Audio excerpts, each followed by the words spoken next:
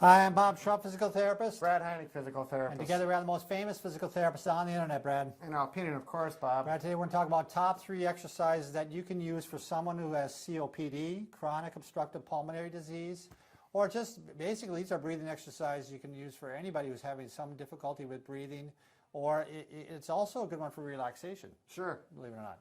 So this is, we'll go through the 3. The first one is a very basic one, very common one.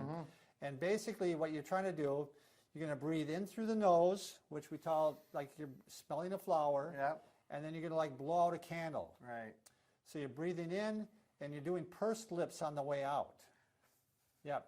So you're starting off, what you'd like to do is do kind of a 2-to-1 ratio, is that you're breathing in for 2 seconds. 1001, 1002. And then blowing out for 4 seconds. 1001, 1002, 1003, 1000. Do that. You're going to find out most of you cannot even do that to start off Right. with. Very difficult to do. I've heard people say breathing out, pretending like you're breathing through a straw, your lips going through a straw. Breathing out through a straw. Right. Yep. Yeah. Yep. So that's the basic one you can do throughout the day. You can repeat it, multiple times. It's just an easy one to do wherever you're at. Trying to get more air in, more air out.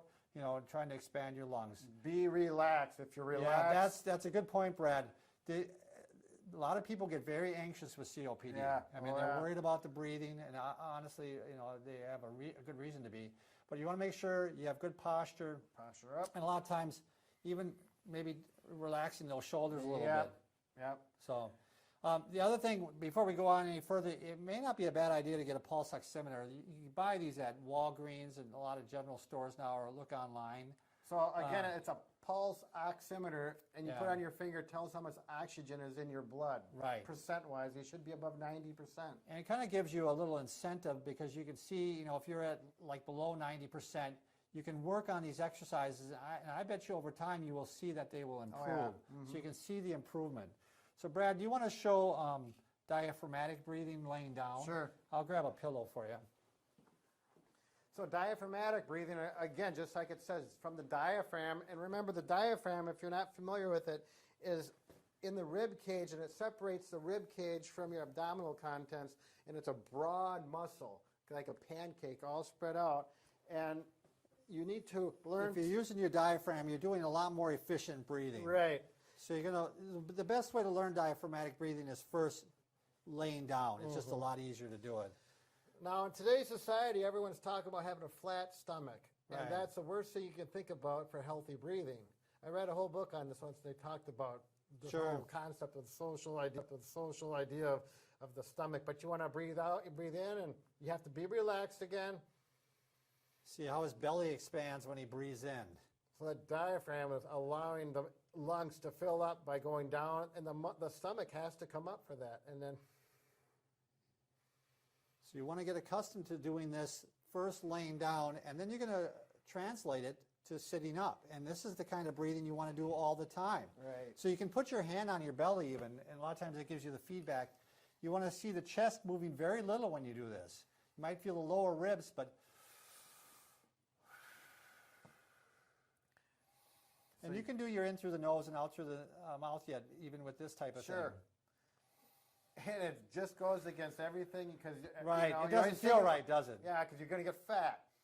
Yeah. Belly sticks out fat, but that's good. But for people always breathing. think when take a breath, like you expand your, no, you want to let the belly go out. Right. You usually do it. Now the third one is the fun one, Brad. This is the fun way to improve your breathing. And what you want to do is get a little harmonica. This is my kid's harmonica. Sure.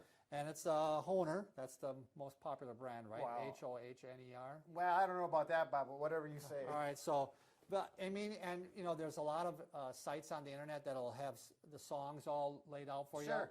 you. And what they usually do is you can create a note by blowing out, and you create a note by blowing in. And so what on the little songs, they'll have B for blowing, D for drawing in. Okay. So, you can start off just, anybody can do this.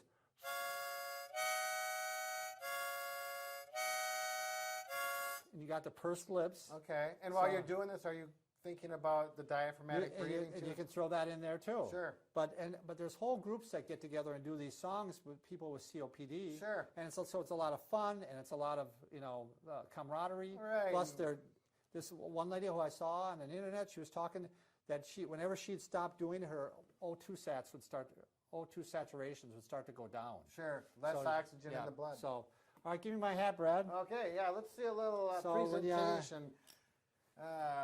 He is the entertainer.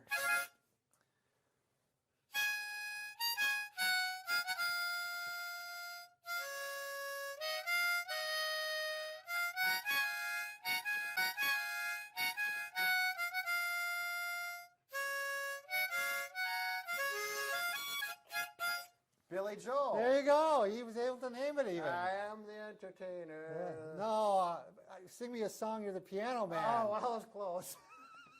All right.